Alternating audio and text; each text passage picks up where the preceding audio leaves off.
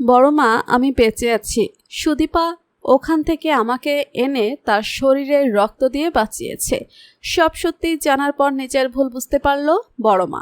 হ্যাঁ বন্ধুরা, আমরা এমনটাই দেখতে পাবো অনুরাগের ছোঁয়া ধারাবাহিকের আগামী পর্বগুলোতে। বিস্তারিত জানতে আমাদের চ্যানেলটি সাবস্ক্রাইব করে ভিডিওটি না টেনে শেষ পর্যন্ত দেখতে থাকুন। সুদীপা চৌধুরী বাড়ি থেকে বেরিয়ে এলে সঙ্গে সঙ্গে আদিত্য চৌধুরী বাড়ি থেকে বেরিয়ে সুদীপার সামনে এসে বলে ওঠে, সুদীপা প্লিজ তুমি কোনো কিছু মনে করো না, দাদাভাইকে হারিয়ে বড় অবস্থা এমনটা হয়েছে, প্লিজ তুমি এই বিষয় নিয়ে কোনো কিছু মনে নিও না। তখনই সুদীপা মনে মনে বলে থাকে, যাকে আমি দাদা বলে ডেকেছি তার জীবিত অবস্থায় আমি কি করে তার শ্রাদ্ধটা মেনে নেব? আমাকে কিছু একটা করতে হবে। দাদা তো আমাকে তার বিষয়ে কাউকে কোনো কিছু না বলার জন্য দিব্যি দিয়েছে, তার সঙ্গে কারো দেখা না করানো দিব্যি তো দেয়নি। এই কথা ভেবে সঙ্গে সঙ্গে সুদীপা আদিত্যকে বলে ওঠে, আপনাকে এখনই আমার সঙ্গে এক জায়গায় যেতে হবে। এই কথা শুনে আদিত্য অবাক হয়ে যায় আর বারবার সুদীপাকে বলতে থাকে, বাড়ির এই অবস্থায় আমি তোমার সঙ্গে যেতে পারবো না। কিন্তু সুদীপা কোনো কথাই না শুনে আদিত্যর হাত ধরে টেনে গাড়ির কাছে নিয়ে যায় আর বলে ওঠে, আপনাকে এই বাড়িতে থাকার থেকেও আমার সঙ্গে যাওয়াটা খুব জরুরি। এই কথা শুনে আদিত্য অবাক হয়ে যায়। এরপর দেখা যায় সুদীপা আদিত্যকে নিয়ে তার নবীনপুর গ্রামে যায়। তখন আদিত্য সুদীপাকে প্রশ্ন করে বলে ওঠে, এখানে কেন নিয়ে এসেছো? পরমাণিক কি তোমার সঙ্গে কিছু করেছে? তখন সুদীপা বলে ওঠে, প্লিজ আদিত্য, আপনি আমাকে আর কোনো প্রশ্ন করবেন না।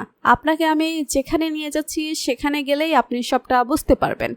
আদিত্য তখন চুপ হয়ে যায়। এরপর দেখা যায় সুদীপা আদিত্যকে নিয়ে অভ্রজিতের কেবিনে ঢুকে আর অভ্রজিৎকে জীবিত অবস্থায় দেখে আদিত্য চমকে ওঠে আর সঙ্গে সঙ্গে তার কাছে ছুটে গিয়ে দাদাভাই বলে জড়িয়ে ধরে বলে ওঠে, দাদাভাই তুই বেঁচে আছিস, আমি জানতাম তোর কিচ্ছু হতে পারে না, বাড়ির সবাই তোর জন্য ভেঙে পড়েছে।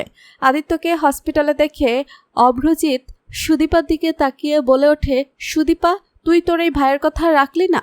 তখনই সুদীপা উত্তর দিয়ে বলে ওঠে, দাদাভাই তুমি তোমার কথা কাউকে না বলার জন্য আমাকে দিব্যি দিয়েছ, তোমার সামনে তো কাউকে না আনার জন্য দিব্যি দাওনি, তাই জন্য আমি এই কাজটা করেছি।